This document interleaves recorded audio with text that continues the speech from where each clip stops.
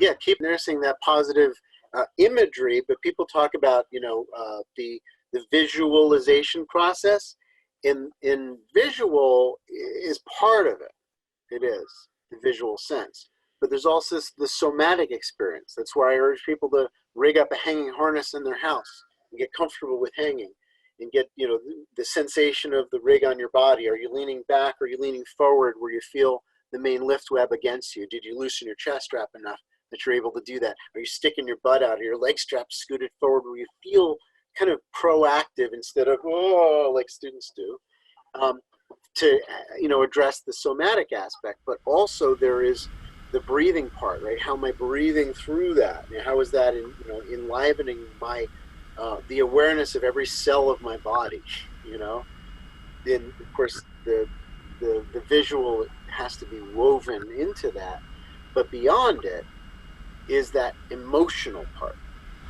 That's the real skydive, is how do you feel? And then that fear, it's like this robbing. It's like a hole in the bucket that robs you of the power that's going to create the safety in the first place. And so you have to find ways to sort of plug those holes, those doubts of, yeah, maybe I can't, maybe I'm not good enough, maybe I suck, maybe this isn't for me, whatever, maybe I'm not built for this. All that stuff is just another hole in the bucket of the faith in yourself that you are powerful, that you know how to fly, that this is not so complicated. And so the fear, the belief that the fear serves us still lingers, just like the belief that constructive discontent somehow motivates action. You know that one, right? It's the same. It comes from the same place. The belief that if I'm not happy, that'll motivate me to go, or if I'm fearful enough, that'll motivate me to be safe. I don't buy either one of those. I think inspired, flowing action comes as a result of the joyful, playful, inner child that is informed, right? That understands the rules of this particular dynamic, that understands how to fly a parachute, understands that the air is variable and has complexity that I have to adapt to. Sometimes it gets weird, but I'm capable of handling all of those. I just keep flying my parachute. I keep making it do what I want it to do. And I never get locked into becoming a victim and not doing anything. And at no point do I say, oh shit, I'm going to die. At no point do I lock myself into that, train tracks that go into the wall of the mountain. That's mentally, a lot of people do that. You see them right before landing, and they just have those train tracks veering off into the wall of rock. And they don't realize that they paved that way. They built those train tracks in their mind. And if they realize that all you got to do is keep looking into the spaces between things, keep seeing how much beautiful space there is to fly in, how much freedom there is in that, and what does what with the parachute, how do you control all that stuff? It's just fun. There's nothing intense about it really at all. It's just, it's easy. Just land in a parachute. You have to make it that. And the trouble is we get a little addicted to drama. We get a little addicted to the excitement, and the fear is part of that, Oh, I'm hungry for that adrenaline. That's a dangerous road. I got a lot of friends that get addicted to the adrenaline and they die of base jumping because they think it's about the adrenaline, and the fear becomes part of the joy. It's mixed up. They call the opponent process theory. Have you heard that one? Yeah. So the theory that if I become really scared, in the relief of my fear, I'll become really happy, right? In the relief of it.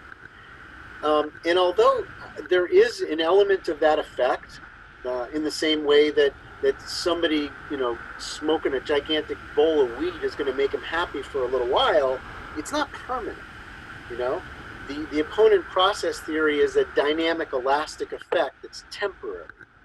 Whereas the lasting effect of the great skydiver, the wise skydiver, the sort of buoyant, no matter what happens, I'm the one that survives kind of skydiver, is I'm here for the play. I'm here for the beauty. I'm here for the freedom of it, the connection with other people. But I'm not here to transcend fear. I'm here because it's fun to fly. And if there happens to be fear, I pay attention. Why am I scared? Have I taken on more than I should be taking on? Is this parachute too much for me? Are the winds too much for me today? Am I too tired? Whatever it is, I look with my logical mind, is there a reason for this fear? And if there is not, or there isn't, or something I can sort of modify to reduce it, if it's all just here, then it's my job to, do that thing again where I let my shoulders down again, where I take off my shoes and I sit down, or I just, kind of find a comfortable seat on the drop zone, just sit down and chill out, close my eyes, maybe listen to some nice music and earbuds, get my vibe back before I jump. Yeah. Because if I carry that emotional momentum of worry into the sky is a really clear mirror of everything that's going on inside of you, and free fall, if you're stiff, you know what happens to stiff skydivers. So the sky is just mirroring your inner vibe, and so you get that under control ahead of time in the plane again, even if the plane is bouncing around in turbulence, or the guy in front of you is like pushing his rig back into your balls, the nervous guy that's moving all around, and or you forget to take off your seatbelt and you start to get up to leave the plane, and this spike of adrenaline shows up again, and the shame body that is hungry for more of itself, this self-hatred thing, it shows up again, and you go, nope. You just go, whoops, that's all. Whoops. It's not who I am, it's just what I did. Yeah. And I let it go and find a way to feel good physiologically. Then my cognition can reflect. But it's an interesting cycle, isn't it, right? So if I let my body spool up faster with the breathing and the tension and the motion in the body when I'm worrying in the plane, it will cause thoughts that will be validating my worries. It'll cause experiences that are more dangerous because it's just mirroring me.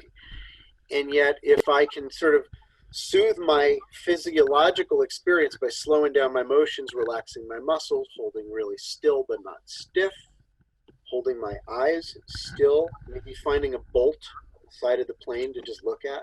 I do that a lot. And just relax, my thoughts change. And then as a result of my thoughts changing, there is this whoosh of the relief chemicals, if you will, right? Your body has the ability to rise up to prepare for physical action, in the systems of the body that prepare for fight, flight, and freeze, the intense drugs, the reptilian brain. But we also have an opponent process, a series of chemicals that can soothe us quickly. Yeah. But William James had it right. The father of modern psychology said, walk slower. If you're nervous, don't walk faster. Maybe sit down. And it changes the thoughts that you have easy access to, right?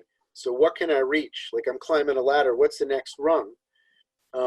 If I'm in a physiological state of preparation for the worst case scenario, I am not in the vicinity of my flowing best case scenario where I'm impervious.